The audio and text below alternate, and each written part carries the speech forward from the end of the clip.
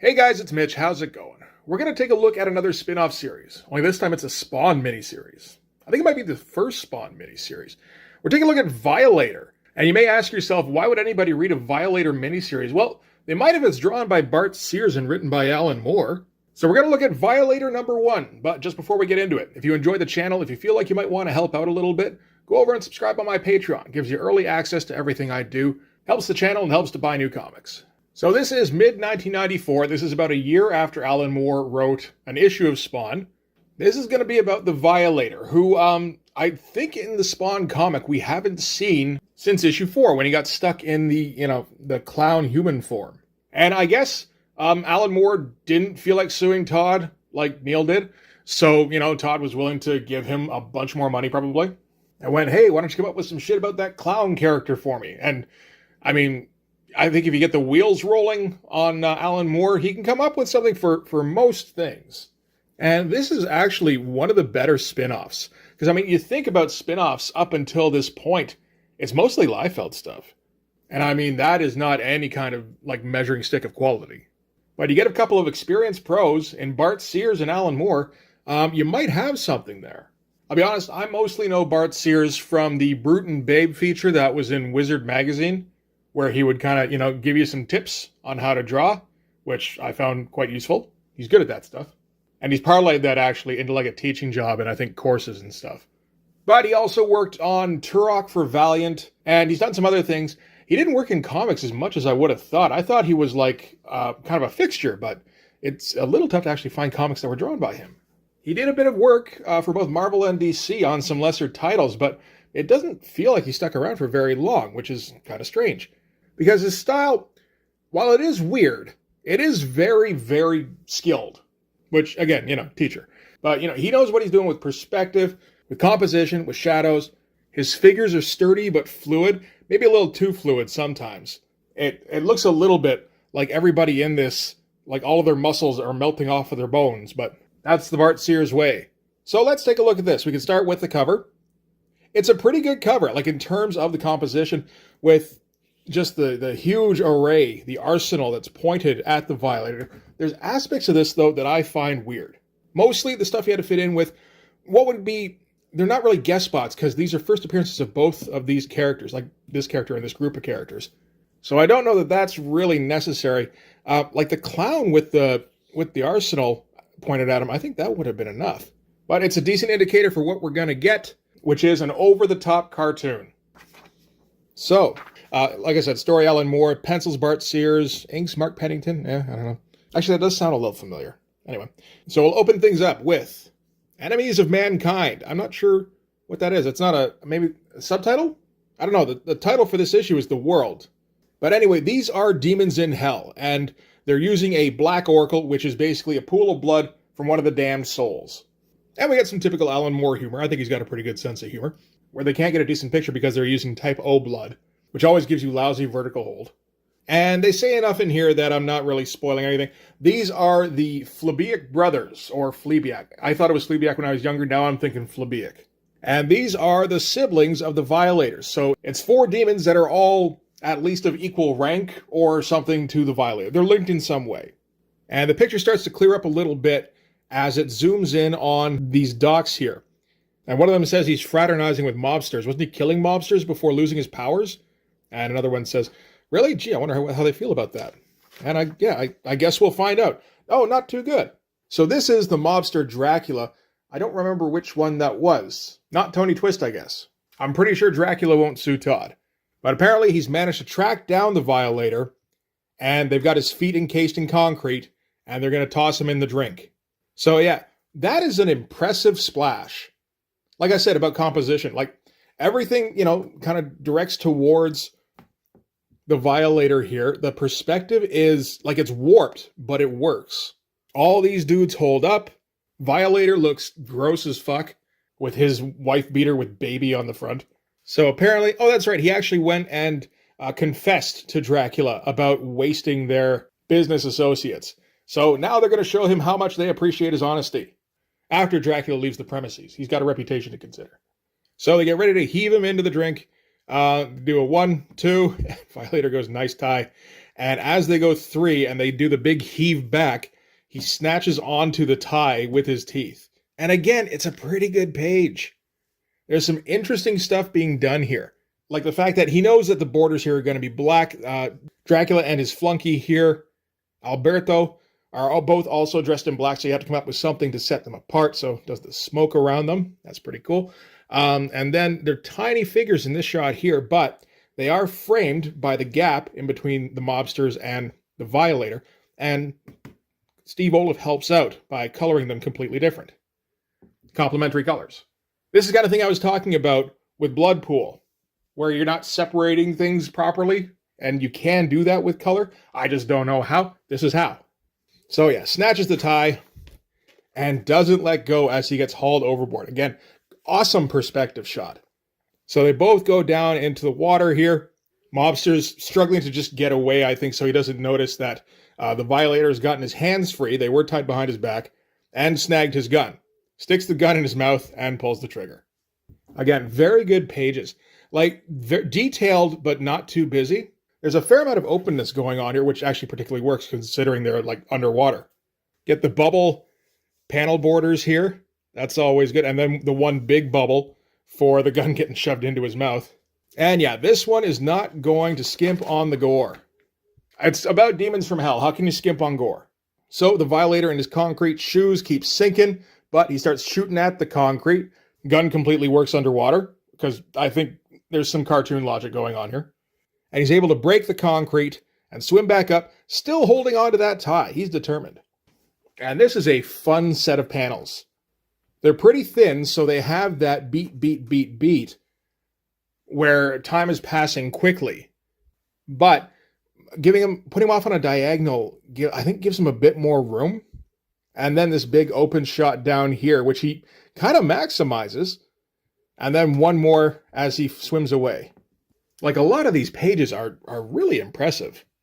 I think maybe the only problem is that, I don't know, there's just like a grossness to the anatomy going on here. I'm quite sure that all the muscles are in the right place here, but it looks like everything is writhing.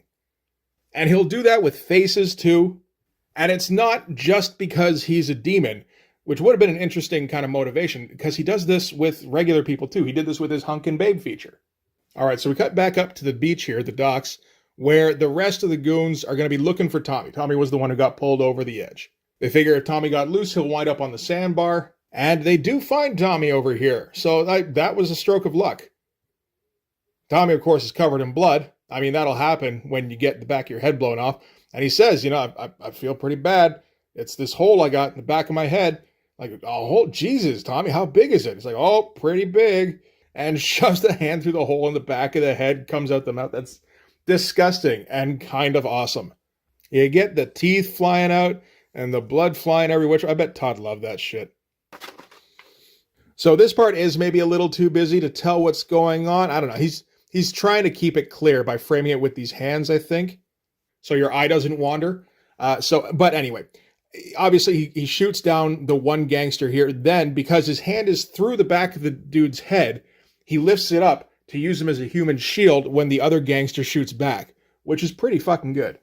Gets in close until he runs out of ammo, and then he's got at least one shot left, and naturally the one shot, right to the camera here. And this is all done in essentially a single background shot, like lock down the camera. All these backgrounds are exactly the same. Well, not exactly. They're not photocopied, because that banding on the fence here is different. So he's drawing that different every time. But that way you can see the Violator advancing in every panel, which I like. So then we're going to cut back to the Flabiak brothers. And at first they weren't sure if the clown was the Violator, because, doesn't look like him. And now they're kind of like, well, he's kind of acting like Violator, so maybe. And then the Oracle starts to get all cloudy because the blood's starting to coagulate. So they got to go get a refill. And since this is all being viewed through the Oracle, when we change scenes, it's because the Oracle has decided to show us something new, which is, convenient and handy. It's a nice tool to get around, I don't know, just what you would have to do anyway, or just to make it a bit more interesting. So because the Oracle is switched, now we're back with those mobster guys again. And he's like, don't they got a remote control on this thing? No, that's what happened to the last Oracle. All right, and this is a sequence I fucking love. This is what Scott McCloud would probably call moment-to-moment transitions.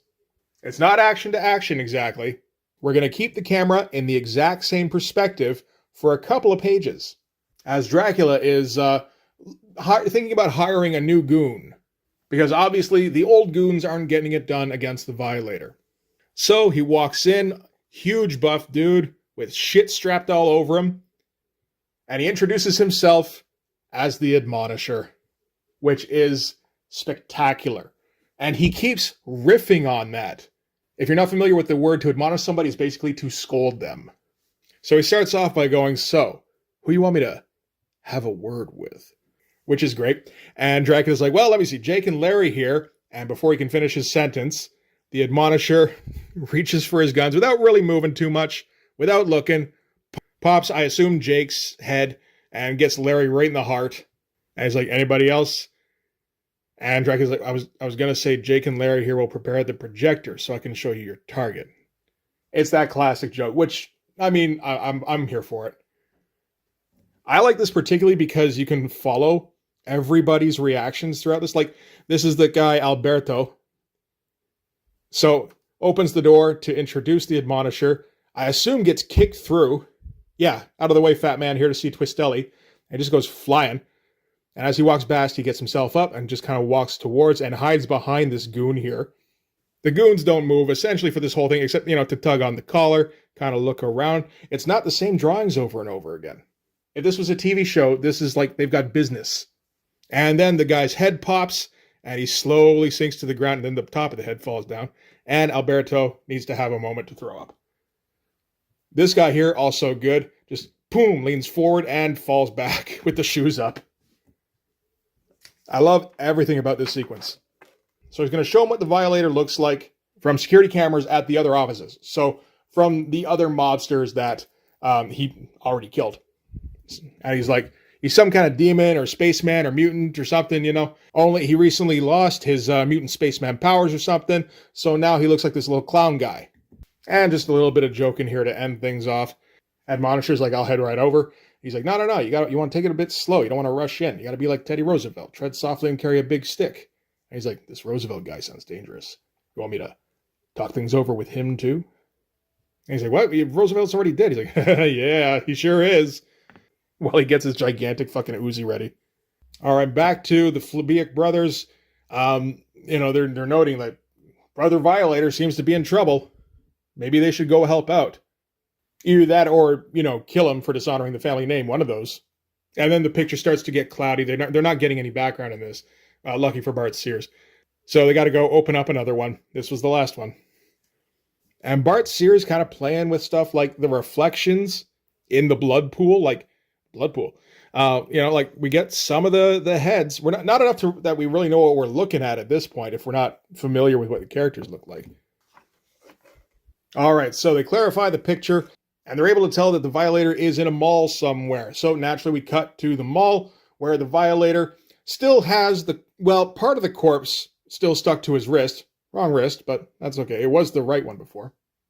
But, he doesn't entirely think in human terms yet. So he's like, how do I get this corpse off my arm? He's, I know. I'll go to a mall and buy a hacksaw so I can cut the head off. Not thinking about the fact that he, dragged a body in here. So he did able to get all the way through the neck at least.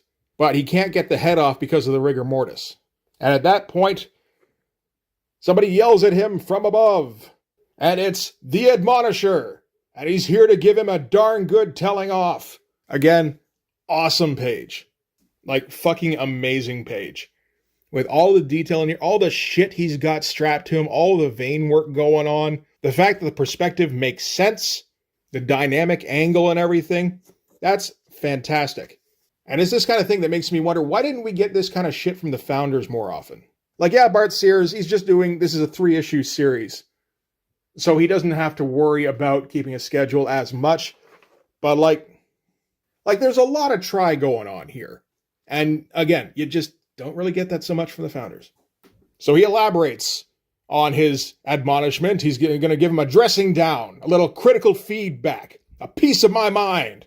And we get the regular beat of the Admonisher taking the Violator over the railing here and into the reflecting pool. And the Violator gets out first. And like, again, the perspective here is impressive. The figure work, he's taking it easy on these at least, but he is filling in on everything else. It's just the ones at the top where he's basically just doing like blank figures. I don't think anybody would really notice, although he probably would have liked for there to be a bit more dialogue up there to cover them up. But again, this shot looks amazing. You flex that ass, buddy. I like this, how the gun goes flying out of his hand and you can track it as it smacks a dude in the head. And again, the time passing thing, it's impressive stuff. I believe this is all laid out by Alan Moore, actually, or for the most part anyway. And if that's the case, he was probably thinking of some elaborate shit because he would have known that Bart Sears had the chops for it. So, Violator moves his way up the escalator, doesn't have the gun anymore, but still has the head. So, we've retained something. Because he can't tangle with this Admonisher guy, obviously. And it's not like he's immortal in his clown form. He can be killed, and then he'd go to hell, and then that wouldn't be any fun. And yeah, pushes his way up the escalator, but at the same time, the Admonisher goes, hup, and leaps over him. And lands right in front of him at the top of the escalator. And it's, again, amazing. Like, the twist in this dude as he flips over in just 3 motions, this shot here, just by itself, is incredible. But then, yeah, the motion of it is like it's completely believable. And some poor guy on the escalator who just can't hack and just puking through the whole thing. And back with the Flabiac brothers, they're basically stuck in that they can't decide on whether they should go help the Violator or if they should go kill him themselves. So they're going to split a dipstick over it. Dipstick is just another victim. The guy who wants to kill him picks heads, and heads wins it somehow. You'd think the head would just come off, but apparently not. It took most of the torso, I guess. And again, just big explosion of blood. You get the fucking intestines and spinal column flying out. It's some gross shit. It's totally itchy and scratchy type shit. Man, this guy is still puking. I'd go see somebody about that. And they must be in New York because some of these people aren't even paying attention, really. But the Admonisher has the Violator right where he wants him. And now he's talking chastisement, an old-fashioned tongue lashing, a sound ticking off. And again, this page is like, I'm running out of adjectives. Again, this is a composition thing. There's the figure work of this guy here, which is great. Like the twist on him is wonderful. And then everything is pointing down towards the Violator, like everything. Everybody's looking at him. Even the puke is kind of flying towards him. It's some great shit. You can learn a lot from some Bart Sears stuff, man. So the Violator is able to get away. I guess he dodges the arrow, which explodes like right next to him. Takes a whole bunch of other people with him. Kind of splits them up along the way, too. And Violator's kind of feeling sorry for himself. He's like, what is it with these characters in a tight suits? I mean, that guy's Spawn or Prawn or whatever. At least he's either tetchy or miserable. This Joker's completely off the map. And he is. Admonisher is absolutely unhinged. And at that point, he starts to notice that the floor is bubbling up. And he knows the Admonisher doesn't have anything to do with that. And then everything starts melting or burning up or something like that. And he starts recognizing, I assume, a brimstone smell. And he's like, this is the kind of crap that only happens when you got a lot of Hellborn stuff in the area. There's just me here, and I don't have my powers, so like... And then turns around. Great shot here. And again, just the progression. Very nice stuff. And we meet the Flabiac brothers. So these are all the Violator's family. It's been a while, but I know that's the Vacillator. I think that's the Vaporizer. He was introduced in Spawn number 8. And one of these is the Vindicator, and one's the Vandalizer. I think that one's the Vandalizer. But yeah, trying to find a way to kind of put a spin on that Violator look, which is a weird look anyway. And that's kind of it for the comic, but we get a little bit of behind-the-scenes stuff. So these are the thumbnails that Alan Moore is sending to Bart Sears. And I actually show them here for comparison. So he doesn't entirely go with what Alan requests. It's more of a suggestion. And then Bart Sears finds a more interesting way to do that. That's kind of close, but like, you know, Bart Sears just makes it so much more detailed and just tighter in terms of everything pointing in. And they say, yeah, this is the script, but there's like no description whatsoever, so I'm guessing not. Unless we're just talking about like what the people say kind of script. And yeah, we get a couple of pages penciled at the end here, which is pretty great. And then some Violator fan art.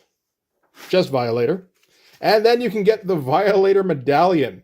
You can either get it in sterling for $149 or gold for $595. And you know there were people that bought that. Has the ruby eyes and everything, you know. All right, and then it looks like Pitt is going to team up with Vanguard in Vanguard number 8. Only Vanguard didn't make it past number 6, so I guess that never happened. So yeah, that's Violator number 1. That's ridiculous, and I love it. I'm a bit of an unabashed Alan Moore fan. He writes some shit I don't like sometimes, so, you know, I don't read those.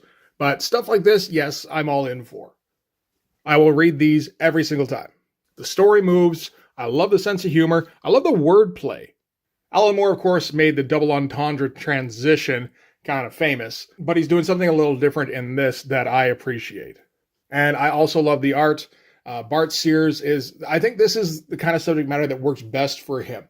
I've seen him on stuff like, you know, like working at Valiant, or I don't know, I've seen him in a few things, and a lot of the time I don't like his artwork in other subject matter, particularly when he goes serious, because I don't think it fits.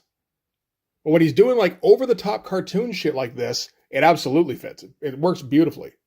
And this book is just, you know, a ton of fun. Alan Moore, I don't think, has a deeper meaning to convey to us other than, here's some ridiculous shit for 3 issues. And I appreciate that. I remember reading these back in the day and just being like, no way. So yeah, there's 2 more issues of this. We'll get to those in due time, but that's going to do it for this one. Thanks very much for watching. If you like this video, please hit like, hit subscribe, hit the notification so you know when the next one's coming out. Go over and subscribe on my Patreon. It gives you early access to everything I do, from the Blood Force stuff to the YouTube videos before they get uploaded to YouTube, as well as some Patreon exclusive content. You can also follow me on Instagram and DM me there for commissions, and you can join the Blood Force Discord server. But yeah, that's going to do it. Thanks again for watching. I'll see you guys in the next one. Bye-bye.